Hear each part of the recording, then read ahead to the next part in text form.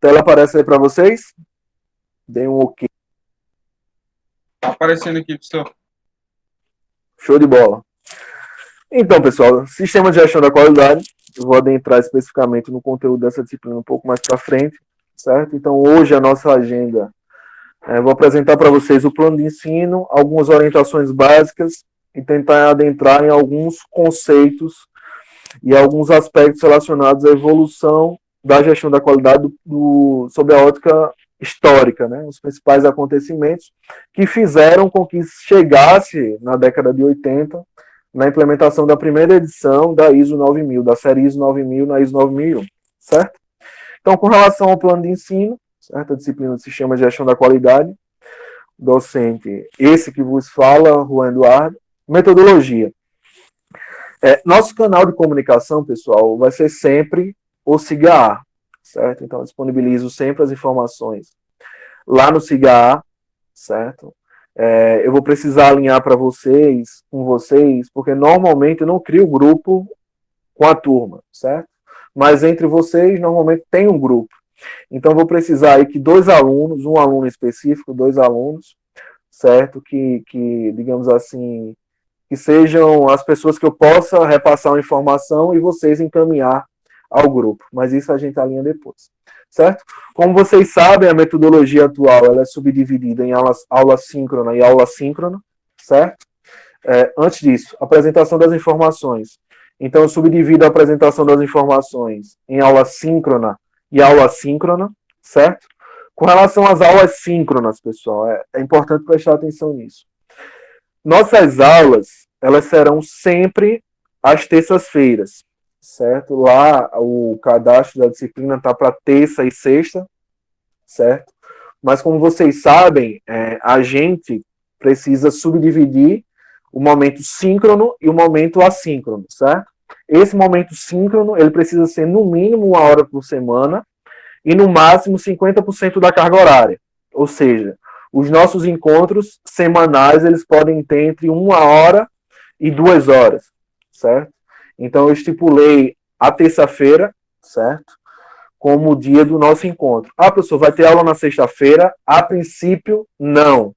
Só teremos aula, eventualmente, na sexta-feira, caso eu veja que não seja viável concluir determinado conteúdo e eu precise de uma sexta-feira para findar um conteúdo com vocês. Mas os nossos encontros sempre às terças-feiras, certo? Sala aberta, sempre às 18h45 eu entro, certo? Iniciamos a aula às 19 horas. O link para vocês, o link para acessar a sala é sempre o mesmo. Então, tá lá na página da disciplina, já disponibilizei para vocês, certo? O que eu peço é, caso vocês tenham recebido o convite, enviei para todos, e vocês ainda não aceitaram, apertaram lá em sim, se for possível que vocês façam isso, porque daí vocês adentram automaticamente na sala sem precisar que eu aceite, certo? Aí facilita esse acesso de vocês, certo? Então, ficou claro, pessoal, com relação ao horário e ao dia da nossa aula? Tranquilo aí?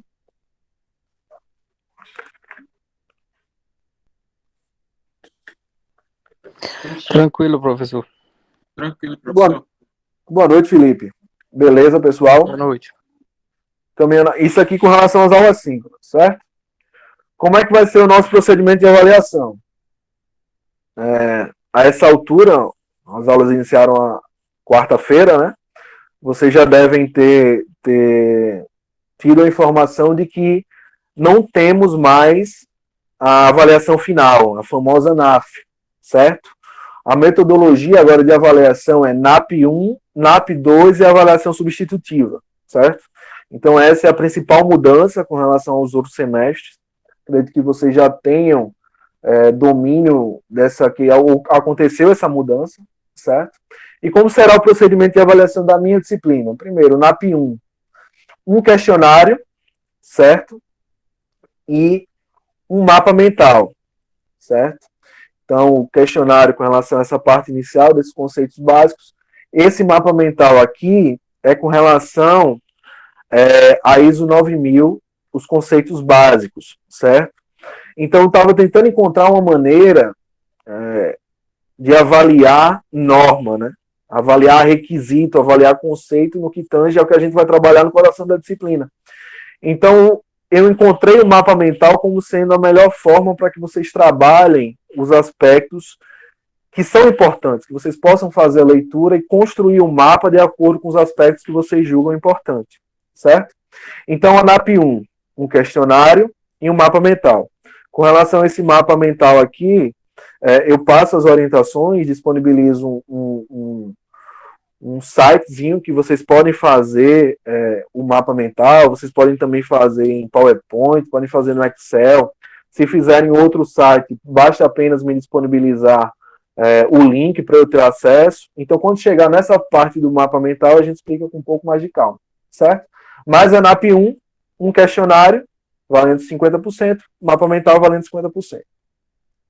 NAP2, mais um mapa mental, esse mapa mental referente a um assunto, uma parte específica da ISO 9001, certo? Que é o que costuma se chamar do centro, do coração, que é o processo operacional, que é uma parte extensa da ISO 9001, certo? Então, esse mapa mental é inerente a essa parte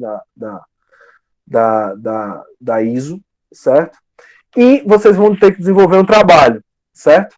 Essa disciplina em específico, pessoal, ela faz eixo com a disciplina de logística, certo? Da professora Gabriela. Então, o semestre passado, ela solicitou dos alunos um trabalho final, uma análise final, e dentro da análise final dela, eu pedi que os alunos fizessem uma avaliação seguindo os requisitos da ISO 9001, certo? Fossem, entre aspas, como, digamos assim, inspetores, auditores, fizessem essa avaliação, certo?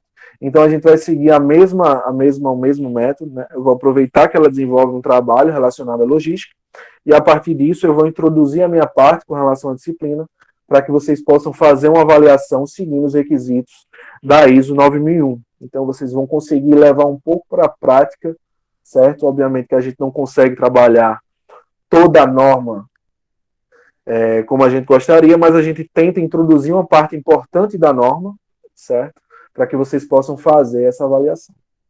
NAP1, NAP2 e avaliação substitutiva, certo? Que vai ser uma provazinha disponível no SIGA-A que segue os mesmos moldes do questionário, certo?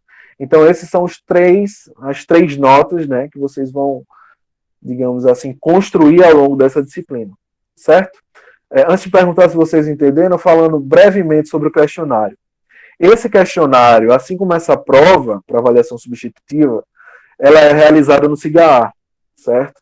Então, vocês vão ter 3 tentativas para responder, certo? E o sistema ele vai computar sempre a maior nota, certo? Na primeira eu terei 6, na segunda 7, na terceira 8, o sistema computa a maior nota. Ah, professor, vai ser sempre a mesma prova, as mesmas questões? Não. Por exemplo, para determinado questionário, eu cadastro, sei lá, 20 a 30 questões. E o sistema escolhe aleatoriamente 10 questões. Então, a cada tentativa vão ser 10 questões diferentes, certo? Então, a prova que, sei lá, o Ramildo fizer é uma. A prova que o Felipe vai fazer é outra. São provas diferentes, são questionários diferentes. Certo, pessoal? Então, com relação a esse procedimento de avaliação, NAP1, NAP2 e avaliação substitutiva. Ficou claro isso aqui para vocês? Tem alguma dúvida, algum apontamento? Professor, só uma dúvida ali no NAP2. O mapa mental vai ser da ISO 9001, que minha internet está meio ruim aqui. Aí cai. Isso, esse mapa mental, ele é para os assuntos trabalhados inerentes à ISO 9001. Só que não tem condições da gente fazer uma avaliação ou construir um mapa mental de toda a ISO 9001, certo? Então, o que foi que eu achei prudente fazer? Que vocês construam esse mapa mental, principalmente do aspecto que a ISO fala relacionada à operação, certo? Ao controle do processo, às saídas do processo, às conformidades, às não conformidades, porque aí a gente está trabalhando com o centro do sistema produtivo, que é a operação, certo? E ao construir esse mapa mental, vocês já conseguem ter mecanismos, certo, de avaliação para fazer no trabalho subsequente, que é o trabalho final da disciplina, que vale 70% da nota. Não sei se ficou claro, Ramildo. Tranquilo? Tranquilo, professor. Valeu. Certo. Aí, só que tem casos, pessoal, que tem alunos que estão nessa disciplina, Sistema de Gestão da Qualidade, mas já pagaram logística ou não estão matriculados em logística. Para esses casos pontuais, eu disponibilizo, vocês também vão precisar, em uma empresa, fazer uma avaliação, certo? Seguindo os requisitos da ISO 9001, só que eu especifico, disponibilizo para vocês um documento com os aspectos, digamos assim, que vão nortear essa análise de vocês na construção desse trabalho, certo? Então, vocês não vão precisar, como acontece com os alunos que cursam as duas disciplinas, fazer uma análise dos aspectos logísticos, certo? Demandados pela professora Gabriela, e fazer uma análise seguindo os requisitos da ISO 9001. Não, para os alunos que estão exclusivamente nessa disciplina, vocês só precisam fazer uma avaliação seguindo os requisitos da ISO 9001, certo? E para a minha disciplina, eu vi no semestre passado que os alunos eles conseguiam absorver mais, analisar de uma maneira mais profunda, quando eles faziam única e exclusivamente a avaliação dos requisitos, sem analisar os aspectos logísticos, porque, obviamente, eles só estavam dentro da minha disciplina. Então, o grau de profundidade do trabalho deles foi maior e mais rico que o dos alunos que estavam cursando as duas disciplinas, que precisavam dividir as atenções, certo? Ah, professor, por que precisa fazer esse trabalho conjunto? Porque vocês sabem que, pelo regimento do curso, as disciplinas elas precisam ser trabalhadas em eixo, certo? Então, a gente precisa construir essa avaliação de uma maneira conjunta. Certo, pessoal? Tranquilo aqui, né? Sim, validação da frequência. Quando a gente tiver aula assíncrona, como essa, as frequências elas serão computadas ou pelo software que eu tenho, que registra quem está online, certo? Quem está na plataforma, ou vou alternar, algumas vezes eu vou fazer uma chamada oral, certo? Para saber se vocês estão aí mesmo ou se só ligaram e deixaram o celular, o computador ligado, certo? Então, a validação da frequência nessas aulas que nós temos agora, nas aulas síncronas, elas acontecerão dessa forma. Ah, professor, e as atividades assíncronas? Então, pessoal, como vocês já sabem, toda a carga horária das disciplinas, a carga horária semanal é subdividida em síncrona e assíncrona, certo? Então, o que é uma atividade assíncrona? Por exemplo, no dia que tiver um questionário, vocês têm uma atividade assíncrona, certo? Então, para esse dia que tiver alguma avaliação, ou questionário, ou mapa mental, por exemplo, eu vou validar a frequência de vocês com base se vocês fizeram ou não a atividade, certo? Ah, professor, e nos dias que não tem atividade para entregar, é só leitura de material? Para esses casos, automaticamente a frequência é validada para todo mundo, certo? Ficou claro como vai funcionar a validação da frequência?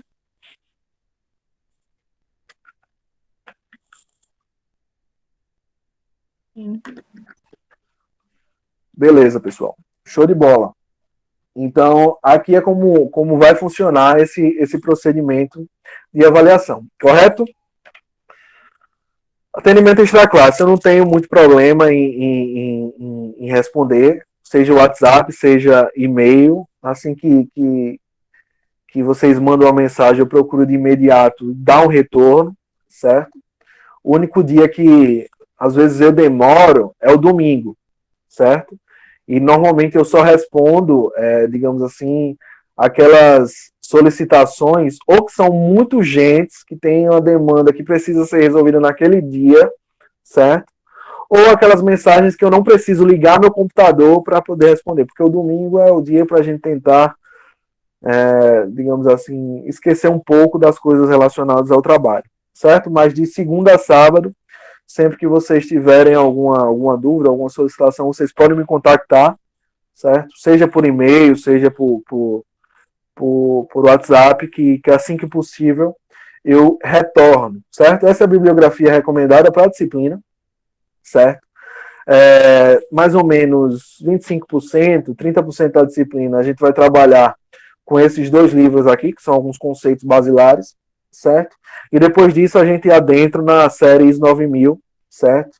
Na quinta edição de 2015, certo?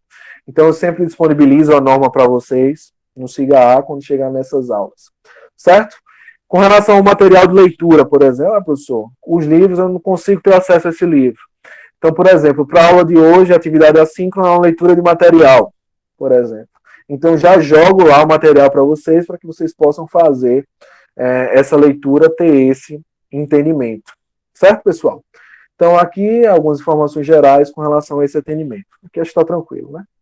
E aqui é o cronograma de aulas, certo? Então, eu não vou detalhar o cronograma de aulas.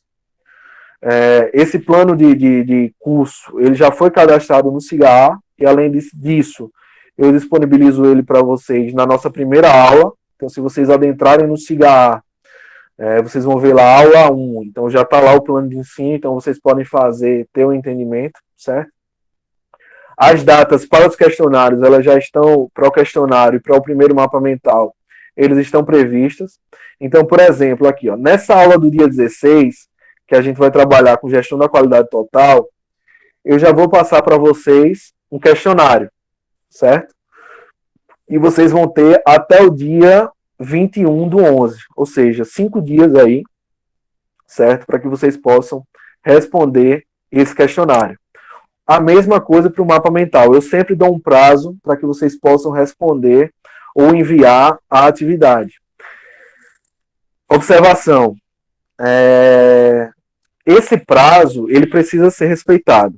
Certo, pessoal? É outra regra. Como eu dou um prazo maior, infelizmente, eu não posso... Eu vou ser injusto se, por exemplo, o prazo aqui é até 21/11, eu abri do dia 16 até o dia 21. E um aluno fala comigo, sei lá, 2 dias depois, um dia depois, professor, eu não tive condições de fazer porque eu viajei no dia 21. Eu posso fazer? Infelizmente, eu não posso aceitar, certo? Porque eu estipulei um prazo e eu vou estar sendo injusto com os alunos que cumpriram a regra, certo? Que é o prazo, responder às atividades dentro do prazo estabelecido, certo? Então, já estou avisando antemão, certo? Para que a gente não tenha nenhum ruído, nenhum estresse, digamos assim, caso vocês venham solicitar, então já estou avisando previamente que eu não vou, infelizmente, autorizar que vocês respondam um questionário ou enviam atividade fora do prazo. Ah, professor, mas eu enviei dentro do prazo, só que eu enviei errado. Eu posso fazer essa correção? Se você enviou dentro do prazo, obviamente você pode fazer essa correção com relação a tarefas que tem envio, certo? Quando é questionário, não. Questionário, automaticamente o sistema vai computar a nota de vocês. Certo, pessoal? Com relação ao questionário, que é no SIGA-A, 3 tentativas. A ideia do questionário não é dificultar a vida de vocês, criar uma série de pegadinhas, certo? A ideia do questionário é que vocês consigam ter, que eu consiga ter a percepção se vocês tiveram um domínio básico dos conceitos, dos assuntos que nós trabalhamos em aula síncrona, né? Ou no material que foi disponibilizado para vocês, certo? Tanto é que eu dou 3 tentativas, o sistema vai computar a maior nota, certo? Então, que vocês tentem enxergar essas atividades não para passar, certo? Não para puramente passar, certo? Mas que vocês consigam extrair conceitos, aspectos importantes que vocês podem carregar para as atividades de vocês. Ou para a atividade atual, que vocês exercem atualmente. Hoje vocês estão trabalhando com determinada área, mas amanhã vocês podem estar trabalhando com outra, e talvez um conceito que a gente viu em dada disciplina, que hoje não é importante, lá na frente pode ser importante, mas que vocês tentem extrair, tentem fazer essas atividades, não como algo enfadonho, que tem que fazer por fazer. Não. Se vocês pararem para analisar, as atividades, elas não são uma atividade atrás da outra, certo? Elas têm um tempo entre elas, então que vocês possam levar a disciplina, digamos assim, no ritmo legal, no ritmo bacana, certo? Mas que vocês consigam extrair algum conhecimento, que vocês consigam nessas atividades seja no questionário, seja no mapa mental, que vocês consigam ter, a partir daquelas atividades, extrair algum conhecimento, certo? Que não façam só por fazer. Porque quando vocês fazem uma atividade só por fazer e passam, isso para mim não, digamos assim, não é legal, né? Certo? Porque vocês não estão extraindo aquilo, certo? Então não se preocupem em única e exclusivamente passar na disciplina. Vocês sabem que eu sou muito tranquilo com relação a essa questão de avaliação e tal. Se preocupem em tentar aprender, certo? Seja na aula, seja no material para leitura, seja para responder o questionário, certo? Nas atividades, que vocês possam extrair algo de importante para a formação de vocês. Dúvidas? Algum apontamento com relação ao plano de ensino? Pessoal, isso que eu mostrei para vocês são as regras do jogo, certo? É o que a gente vai seguir até o final da nossa disciplina. Então eu peço que, se vocês tiveram dúvidas, professor, não entendi muito bem, que isso precisa ficar claro hoje para todos, e principalmente que todos deem um ok se está tudo de acordo, né? Para esse caso eu não preciso só de um ou de dois, eu preciso que a maioria dê ok com relação a esse plano de ensino que eu apresentei para vocês, certo? Então os Jacksons aqui já deram retorno, a Jennifer deu retorno, Jaciara, o Leandro. Show de bola. Eu não consegui visualizar quem falou, mas valeu aí pelo retorno. Então, Leandro, Andresa, Najara, Sabrina, Vanessa, Nelson, Israel, Ramildo. Então, beleza, pessoal. Então, essas são as regras que nós temos para a nossa disciplina, certo?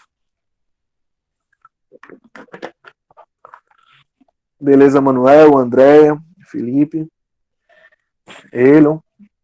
Então, pessoal, agora a gente vai começar a trabalhar com a nossa disciplina propriamente dita, certo? Quando a gente fala na ISO, no sistema de gestão da qualidade, antes de chegar na série ISO 9000, o sistema de gestão da qualidade, que é especificado, por exemplo, na ISO 9001, vem para mostrar para as empresas, certo? Para as organizações, que a qualidade, ou o controle da qualidade, ou a gestão da qualidade, ela não é um processo que pode ser feito de maneira departamental, por exemplo, certo?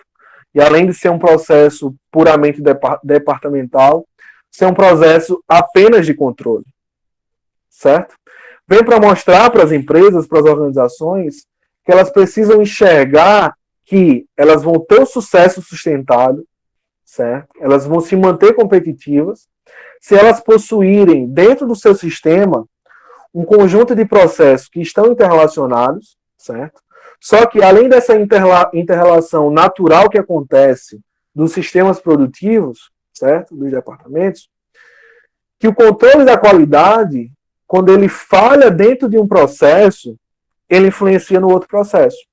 Então eu vou dar um exemplo bem simplório para vocês.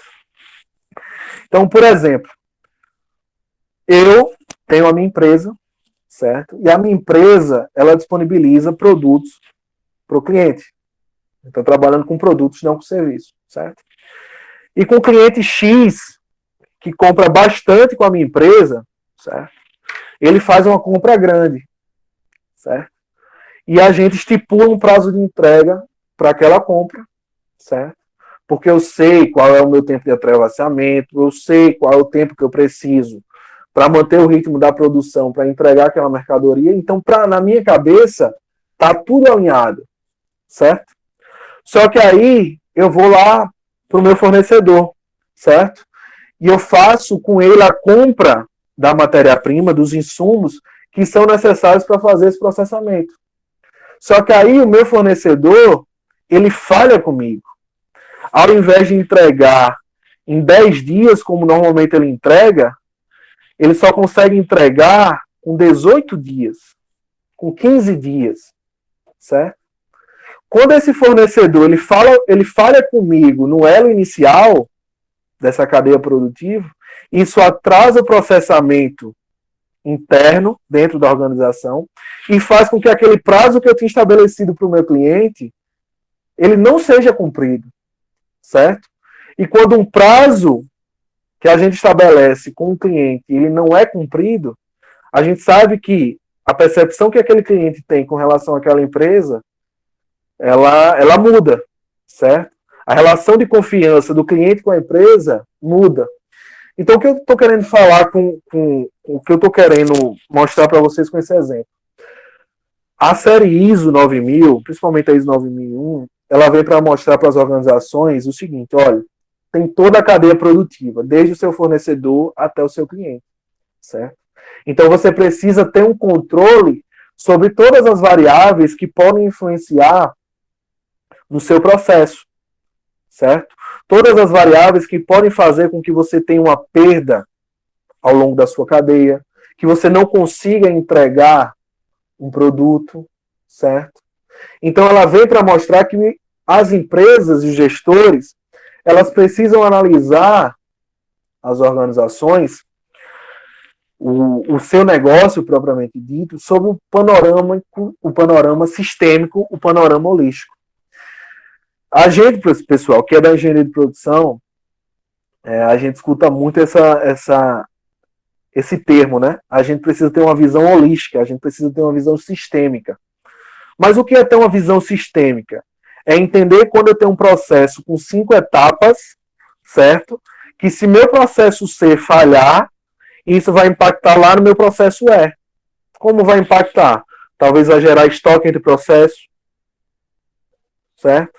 Vai fazer com que aquele produto que chegue lá no meu processo E não chegue dentro dos parâmetros especificados, certo? Então a ISO ela vem de uma maneira bem didática para mostrar que as empresas precisam seguir esse sistema de gestão da qualidade se elas querem ter um sucesso sustentado, né? Se elas querem se manter competitivas dentro do mercado, certo? Outro ponto importante que eu queria destacar com vocês... Professor. Pode falar. O senhor passou de slide ou ainda não tem cronograma? Eu ainda estou fazendo a introdução para chegar onde eu quero, digamos assim. Tinha travado aqui, não tá? Tranquilo, certo? Então isso, pessoal, é o que a gente vai trabalhar no coração da nossa disciplina, certo? O que é preciso ter para que a empresa entenda, que um gestor entenda a empresa como um sistema, certo? Só que a ISO 9000, essa série de normas, né, que está na sua 5ª edição, a última lançada em 2015, certo? A primeira versão, a primeira edição dela foi lançada lá em 1987, certo? Só para que os pensadores da qualidade, digamos assim, as empresas entendessem que era importante ter um sistema de gestão para que a empresa possa alcançar seus objetivos organizacionais, teve ao longo do tempo uma série de acontecimentos, certo? Então, para que a gente chegue no que a gente quer, no coração da nossa disciplina, a gente precisa caminhar ao longo da história para entender como o conceito relacionado à qualidade foi se transformando. A percepção dos indivíduos e das empresas com relação à qualidade foi mudando, foi se modificando, até chegar no sistema de gestão da qualidade. Então, essa aula de hoje, pessoal, a gente vai começar a trabalhar com esse contexto histórico, não do ponto de vista de entender o que aconteceu em cada era, mas do ponto de vista da qualidade, para extrair qual era a percepção em cada momento principal da história que fizeram construir o conceito da qualidade até chegar na importância de se ter um sistema de gestão, certo? Depois desse panorama histórico que nós vamos iniciar hoje, a gente vai trabalhar com conceitos básicos relacionados à qualidade. Porque quando a gente domina esses conceitos e vai para a ISO, tudo flui de uma maneira mais fácil, certo? Então, essa aula de hoje, eu passei o slide agora, Vanessa. Passou aí para vocês? Certo? Dê um okzinho aí no chat. Passou, professor. Tá ok. Beleza.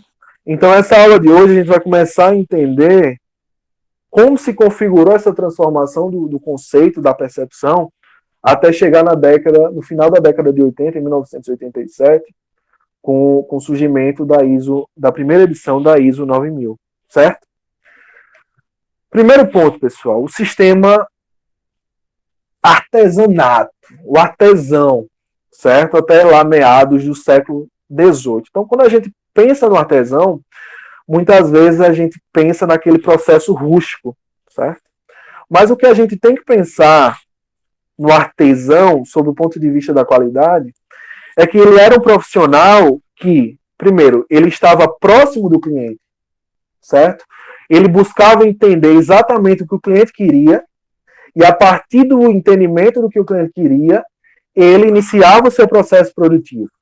Então, outro aspecto relacionado à qualidade, ele não era um indivíduo que sabia apenas uma etapa. Ele dominava todo o processo, certo? E dominando todo o processo e buscando atender a necessidade do cliente, o foco do controle de qualidade era exclusivamente no produto que era desenvolvido. Ah, professor, então como é que ele fazia esse controle? Esse controle era feito apenas com inspeção, certo?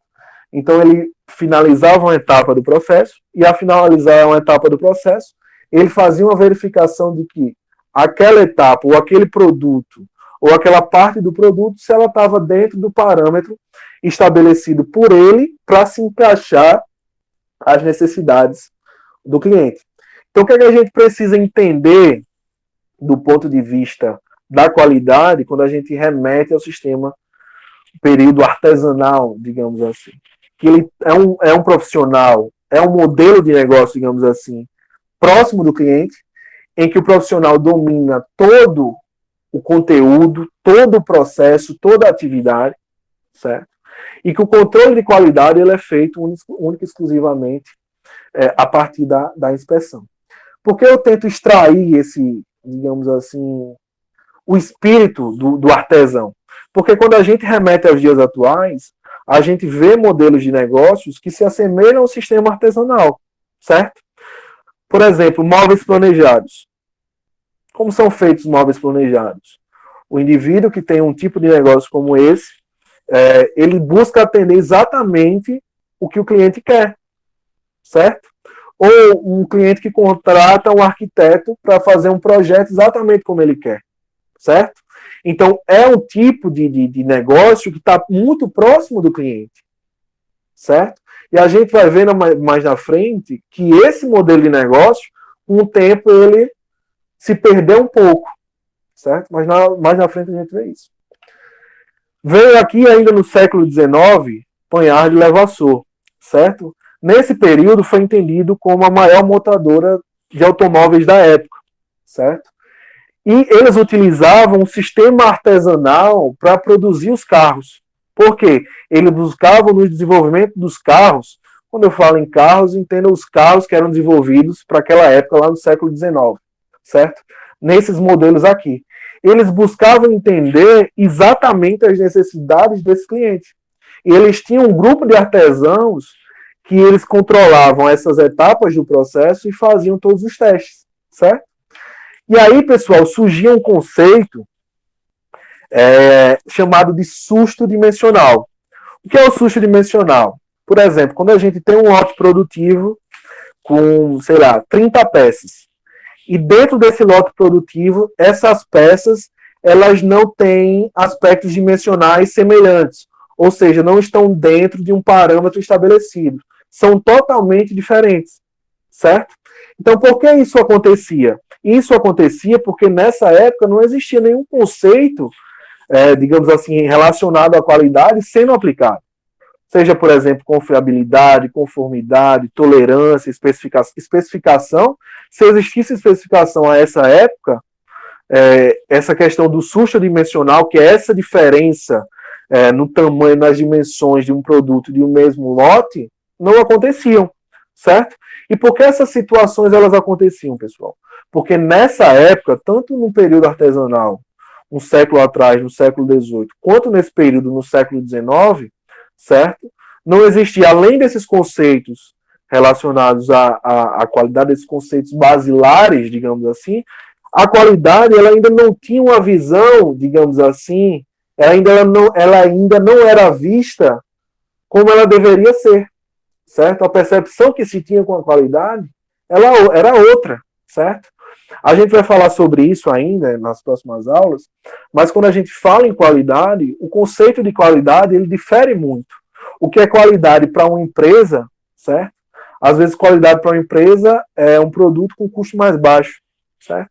Já a qualidade para outra empresa pode ser um produto com custo mais alto, com as especificações, com um conjunto de requisitos mais amplos, mais consistentes. Então, essa percepção de qualidade, pessoal, ela difere, certo? Mas o que é semelhante, independente da percepção que se tenha do conceito de qualidade adotado dentro das organizações, são os conceitos e os métodos e as técnicas inerentes a ela. E é nesse período inicial aqui, século XVIII, século XIX, que isso ainda não era explorado, certo? Aí vem a Revolução Industrial, certo? Então a Revolução Industrial ela apresentou para o mundo um novo sistema produtivo, certo? Então, quando a gente pensa na Revolução Industrial, além de todo o maquinário que surgiu, que transformou os modelos produtivos, a gente lembra automaticamente do Taylorismo, certo? De Taylor. Então, o que foi que Taylor fez? Antes, os processos, que eram até certo ponto artesanais, ele fez um estudo dos tempos e movimentos, certo? Especificou tempos para aquelas atividades, certo? E com a introdução do maquinário, ele conseguiu, por exemplo, reduzir o tempo de ciclo. E ao reduzir o tempo de ciclo, aquelas atividades, elas se tornaram cada vez mais repetitivas, certo? Então, a gente tem um aspecto, digamos assim, advindo da Revolução Industrial, que são todas as máquinas. Agora, a gente tem um modelo científico em que a gente consegue ter um sistema produtivo com um alto volume, um tempo de ciclo curto, que a gente consegue ter uma repetitividade. Aquele modelo de negócio que antes era voltado para atender às necessidades do cliente, que eu mostrei anteriormente para vocês, de customizar, de atender especificamente o que cada cliente quer, aquilo se tornou um modelo caro, certo? E esse modelo que surgiu a partir do estudo de Taylor, pós-evolução industrial, era um modelo que permitia que as empresas reduzissem os custos processuais, empurravam os produtos no mercado, o mercado absorvia e aquilo aumentava a lucratividade das empresas.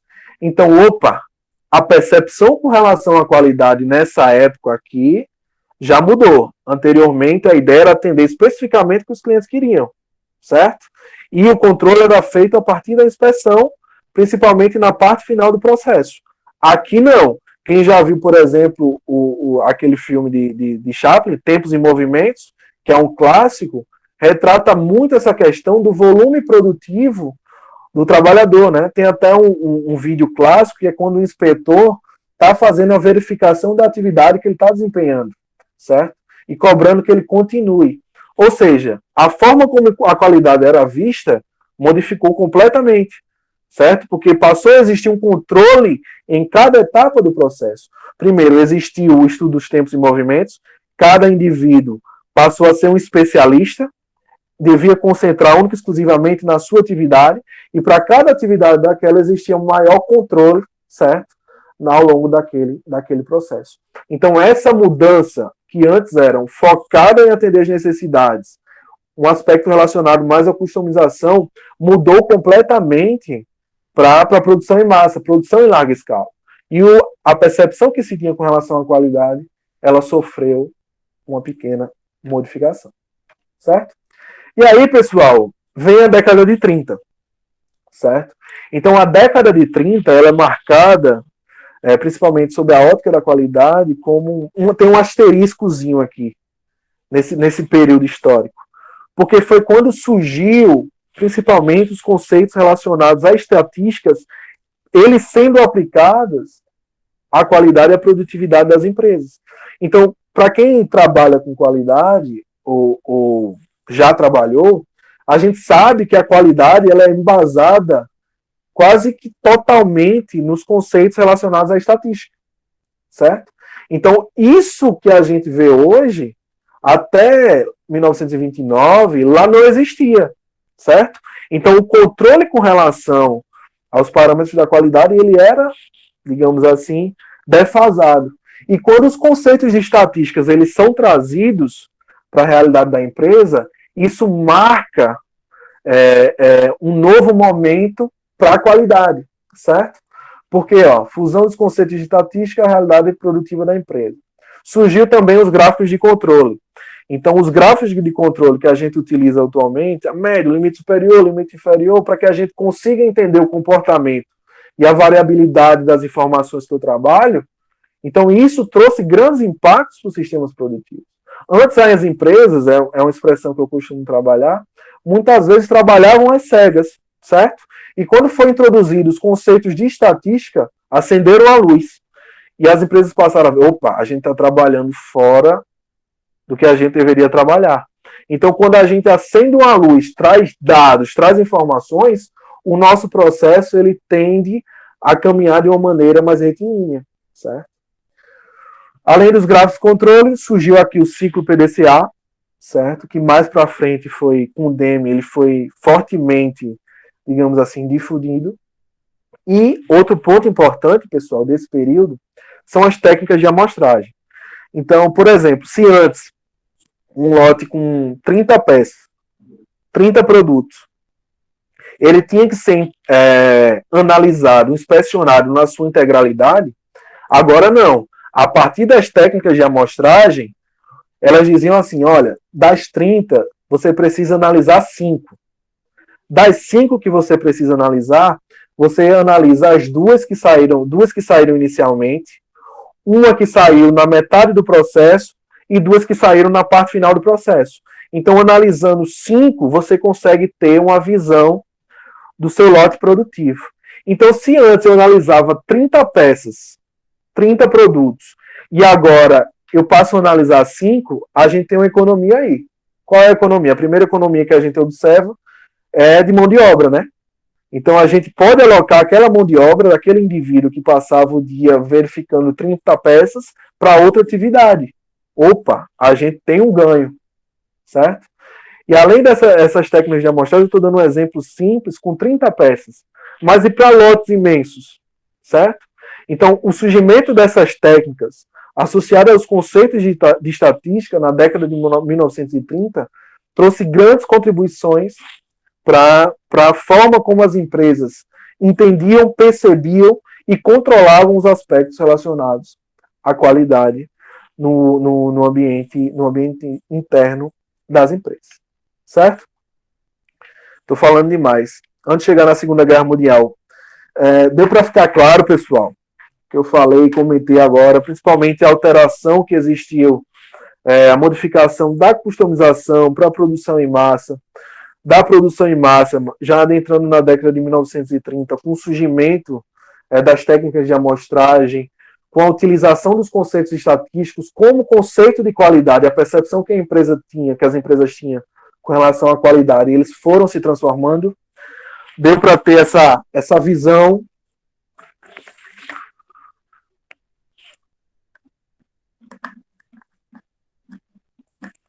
Fernanda deu retorno.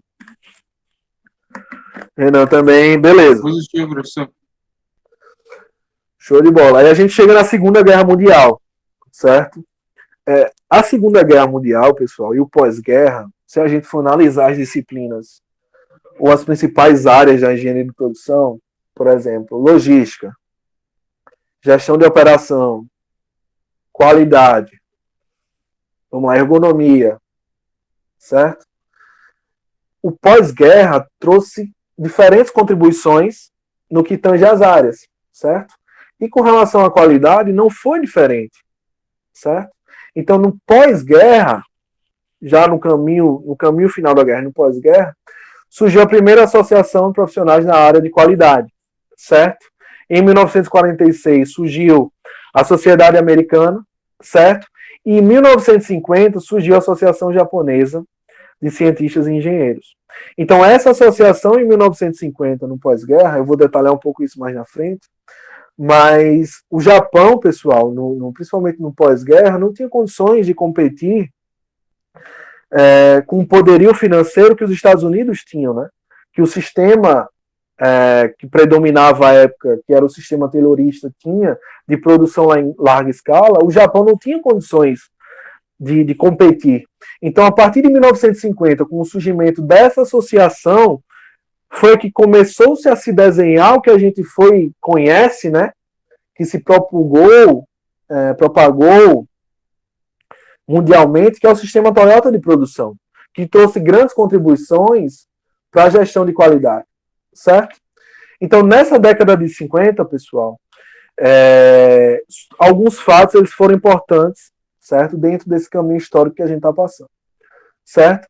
O primeiro ponto, Juran, que é um dos, digamos assim, expoentes pesquisadores nessa área de qualidade, certo? Ele lançou digamos assim, um modelo, uma estrutura que permitia que as empresas conseguissem apurar os custos com relação à qualidade. Então, para a gente que trabalha, né, nos ambientes produtivos, a gente sabe que muito do convencimento dos gestores ele passa com relação ao aspecto financeiro, certo? E ele conseguiu, a partir da sua publicação, à época, mostrar, por exemplo, olha, se você gastar X para ter um controle de qualidade, certo? Para controlar o seu processo, você vai ter um ganho de 2x, certo?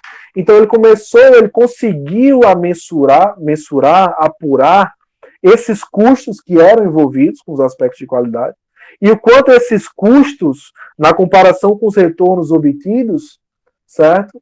Eles eram, entre aspas, irrelevantes, certo? Então foi a partir dessa década de 1950 que a atenção das organizações e a atenção das empresas passou a ser maior, principalmente porque no pós-guerra as empresas elas precisavam minimizar os custos, certo? A economia mundial, digamos assim, ela estava assolada, ela foi influenciada.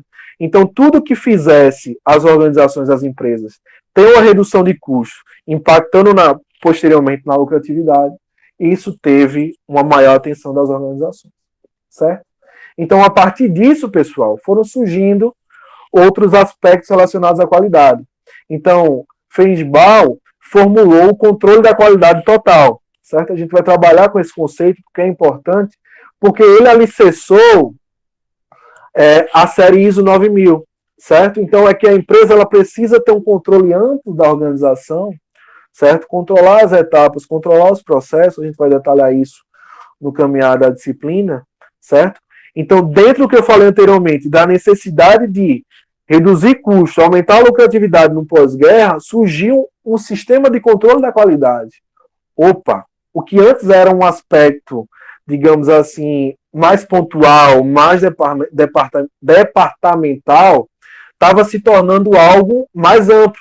Então, quando fala assim, controle da qualidade total, opa, a organização precisa abranger o seu olhar com relação aos aspectos da qualidade. Então, é justamente a partir dessa década de 50, pessoal, que começa a existir, digamos assim, a surgir, mesmo que de maneira, digamos assim, de pouco a pouco, o conceito que a gente vai ver dentro de sistema de gestão da qualidade, certo? Aqui dentro da década de 50. E aqui, no final da década de 1957, Crosby criou o programa Zero Defeito. Então, qual era a ideia desse programa? É que os defeitos são requisito do sistema e não o acontecimento do acaso. Por que essa afirmativa era importante? Antes, tinha-se a percepção de que os problemas, os desperdícios, as perdas, as não conformidades, elas aconteceu. Não tem como a gente controlar. Essa era a percepção que se tinha. Só que, a partir do momento que surgiu a apuração dos custos de qualidade, a partir do momento que surgiu o conceito de controle da qualidade total, certo? E surgiu esse programa Zero Defeito, ele disse o seguinte, olha, os defeitos que surgem, eles acontecem a partir do seu sistema.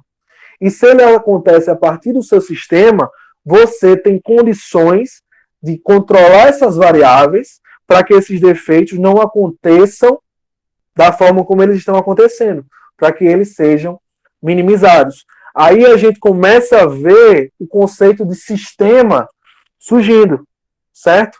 De que é importante entender que os problemas que surgem estão atrelados a esse sistema e que a empresa precisa ter ações, ter conhecimento, ter a competência para saná-los, certo? E como esses defeitos eles podiam surgir, isso na década de 50, em 1957, certo?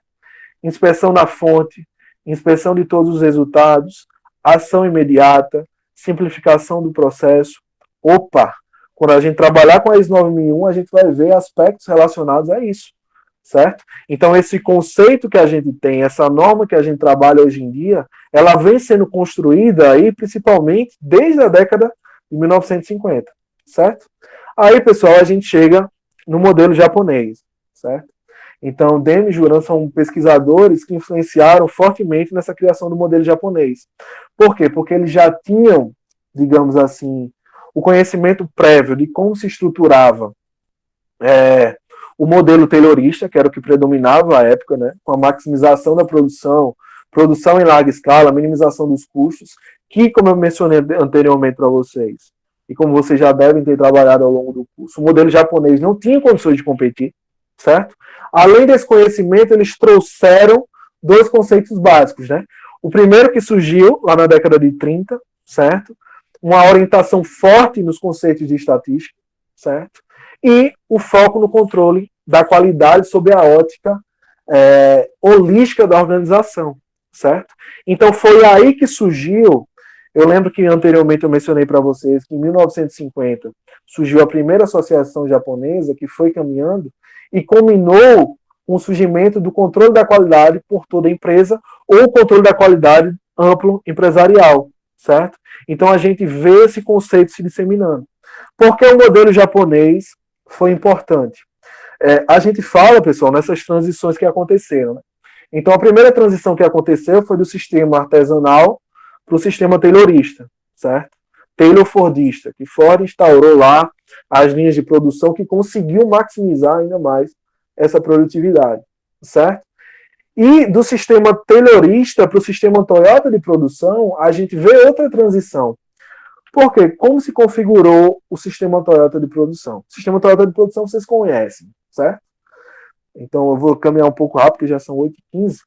Então, primeiro ponto, produção enxuta, certo? É o conceito que todo mundo conhece, certo? É o Lean Production, certo? Alicerçado sempre em produzir no momento certo, na hora certa, para que o processo não tenha custos adicionais, certo? Que os processos sejam, os processos sejam, digamos assim, o mais limpo, certo? Que não tenham perdas, seja perda por superprodução, seja perdas entre processos, seja perda no transporte de matéria-prima, certo? Então houve uma mudança de paradigma. Aqui nesse modelo, no modelo japonês, a gente não produz mais em larga escala, não. A gente só produz quando a necessidade do cliente ela surge e a gente tem um modelo que é capaz de atender essa necessidade do cliente sem ter custos excedentes no processo. Nem tem custo com estoque, como tinha lá no sistema Taylor-Fordista, certo? Houve a mudança também, pessoal, na gestão de pessoas. Então, por quê? Os indivíduos aqui, nesse modelo, eles passaram a ser mais capacitados. Então, eles passavam a ter um controle mais amplo do processo, conhecer o processo e ter autonomia para resolver os problemas que surgiam dentro daquele processo. Então, quando a gente traçando paralelo com a ISO 9001, que a gente vai trabalhar, ela explana que os colaboradores, eles precisam ser, digamos assim, envolvidos com o processo. O que é ser envolvido com o processo? Além de eu fazer a minha atividade, eu ter capacidade de enxergar quando o processo não está caminhando da maneira adequada, certo? E ao não caminhar da maneira adequada, eu tentar encontrar uma solução para aquele problema, certo? Que os colaboradores auxiliem nessa otimização, nessa melhoria contínua do processo. Mais uma vez, um conceito que a gente vê aqui, dentro do modelo japonês, se estende à ISO 9001, certo? Então aqui, pessoal, o sistema Toyota de produção aqui, a casa do sistema Toyota, vocês já devem ter visto, né? Então, quando a gente vê essa composição dos principais aspectos que culminaram, que alicerçaram, que direcionaram o sistema Toyota, eles estão diretamente direcionados à qualidade, certo? E eles foram trazidos para o escopo central da série ISO 9000, certo? Então, o que é que a empresa ela buscava, certo? Buscava o menor lead time, certo? Ter o menor tempo de atravessamento, desde do primeiro processo até chegar no último processo, em seguida ser direcionado ao cliente. Ter o custo mais baixo, para ter essa produção mais enxuta. E a qualidade mais alta. Oferecer o melhor que a empresa pode oferecer diante dos requisitos que ela estabelece. Alicerçado em alguns conceitos, pessoal. Just in time, que vocês conhecem.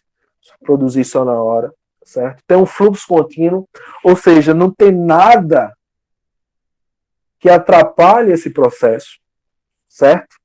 Take time, que é o ritmo de produção, certo? Que a empresa consiga manter sempre o ritmo que é estabelecido para atender uma demanda do cliente.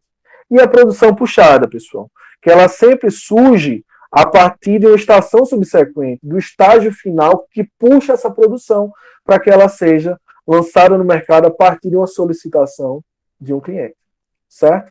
Então a gente tem aqui outros conceitos, certo? Rei-Junca, que é o nivelamento da produção. Então, por que é importante que uma organização ela nivele a sua produção? É importante para que não gere o que a gente chama de gargalo, ou seja, um processo que está operando acima da sua capacidade, gerando um estoque de processo. Então, como é que na maioria das vezes, obviamente não são todos os casos, que quando os gargalos existem, a gente pode tentar resolver, buscar nivelar a produção. Então, por exemplo, se eu tenho os processos A, B, C. Então, se o processo A, ele produz, sei lá, por minuto 4 peças. O processo B produz 4 peças também. O processo C produz 4 peças. Mas o processo D produz 2 peças. Então, quando chega aqui nesse último processo, como ele só produz 2 peças por minuto, certo? A gente vai ter, entre processos aqui, um estoque que vai se acumular, certo? E eram esses problemas, esses gargalos que surgiam, que o sistema Toyota de produção buscava resolver. E aqui outros conceitos, pessoal. Automação, certo? Que é a máquina, quando ela está com algum problema, automaticamente ela parar, para que esse processamento não aconteça. Pouca-yoke para minimizar os erros, certo? Então são conceitos que vocês já dominam. Eu só estou relembrando que esses conceitos, eles foram basilares e foram extremamente importantes para a gente construir a ISO 9000 que a gente tem hoje em dia, certo? Aqui são algumas definições que eu mencionei agora há pouco para vocês. Certo? E aqui vem Ishikawa, né, pessoal? Que dentro do modelo japonês também foi muito importante, certo? Pela propagação, digamos assim, pela difusão das ferramentas da qualidade, que muitas dessas ferramentas nós utilizamos, certo? E esse controle da informação também é destacado dentro da ISO 9000. Ela fala da necessidade de informação documentada, certo? Basicamente, em todas as etapas da ISO, ela menciona essa necessidade de informação documentada. E, além de ter informação documentada no que tange os dados, esses dados serem apresentados de uma forma que eles sejam fáceis de ser interpretados. Então, essas ferramentas da qualidade, elas foram importantes também nesse sentido. Certo, pessoal? Aí a gente vai caminhando para a década de 80. Já estou finalizando essa primeira aula, certo? E em 1987 surgiu a primeira versão da ISO, certo? Que trouxe consigo todos esses conceitos que eu mencionei agora há pouco para vocês, certo? Principalmente os conceitos que surgiram na década de 50, entender a organização, que é preciso ter um controle do processo holístico, do processo como um todo, certo? Então, em 1987, surgiu a primeira versão, a primeira edição, certo? Que foi alicerçada também com base em uma norma britânica. Eu confesso que eu não recordo o número da norma, mas é BS alguma coisa, que era aplicada ao controle logístico, certo?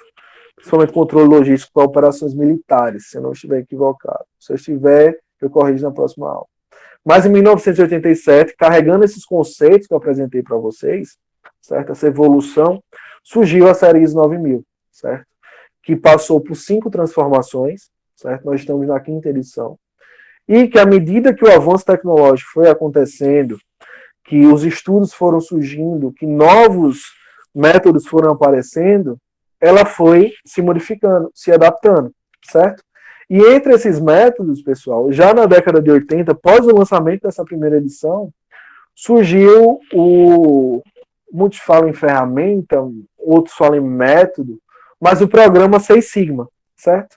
E qual era a ideia do Seis Sigma? O Seis Sigma, em linhas gerais, ele é alicerçado nos conceitos das estatísticas que surgiram lá na década de 30, principalmente para o conjunto de dados, conjunto de informações sobre o processo que a empresa trabalha, levando em consideração tanto a média quanto o desvio padrão, para que se entenda os limites que são toleráveis, aceitáveis, certo? Para determinado produto, para determinada matéria-prima, certo? Para que a empresa tente trabalhar o máximo possível dentro desses limites estabelecidos, tanto o limite inferior quanto o limite superior, certo? Então, o objetivo dela é reduzir o tempo, defeitos e a variabilidade do processo. Então, quando você consegue reduzir tempo, defeito, você consegue que seu processo atenda, digamos assim, no que tange o aspecto quantitativo de eficácia, o máximo permitido que aquele processo consegue extrair dentro daqueles limites, certo? O limite superior e o limite inferior. Então, o Seis Sigma, por exemplo, ele estipula, que é o 6º nível, que em 99,99% do tempo os produtos estejam em conformidade, certo? E que a taxa de falhas para esse processo é de 3,4 por milhão. Então, para que você atinja, muitas empresas explanam que utilizam esse método, né? essa metodologia, que trabalham com Seis Sigma, mas não conseguem, na sua maioria, atingir esse percentual aqui, que é bem difícil. Torna-se necessário que se tenha um controle muito, muito preciso, certo? Daquele processo. Então, essa metodologia, certo? Alicerçada no conceito do método PDCA, certo? Então, tanto o PDCA quanto o Seis Sigma, eles se viram como base para a estruturação da ISO 9000. Por que eu falo isso? Quando a gente começa a ler a norma, certo? Vocês vão ver isso, ela é alicerçada em 2 conceitos basilares. Primeiro, a mentalidade de risco, certo? Que a empresa precisa ter essa ideia, essa capacidade de entender que toda etapa do processo ela tem um risco, e o objetivo da empresa é minimizar o risco. Que risco é esse, professor? Risco de que exista uma falha, risco de que o produto não esteja em conformidade. Então, ela precisa administrar esse risco. E o outro conceito que é basilar para a estruturação da norma é o do ciclo PDCA, certo? Que a empresa tem que sempre estar buscando constantemente a melhoria contínua. E, pessoal, a gestão da qualidade moderna, né? Certo? Que hoje em dia muitas empresas estão remontando, digamos assim, aspectos relacionados ao sistema artesanal, né? Por que o sistema artesanal? Não com os processos rústicos, mas em se aproximar do cliente, entender o que o cliente quer, certo? Eu lembro que um tempo atrás, tem um tempo, né? Um colega, ele foi para a França e a ideia do doutorado dele era desenvolver um processo produtivo que alinhava a produção em larga escala, certo? Mas com customização.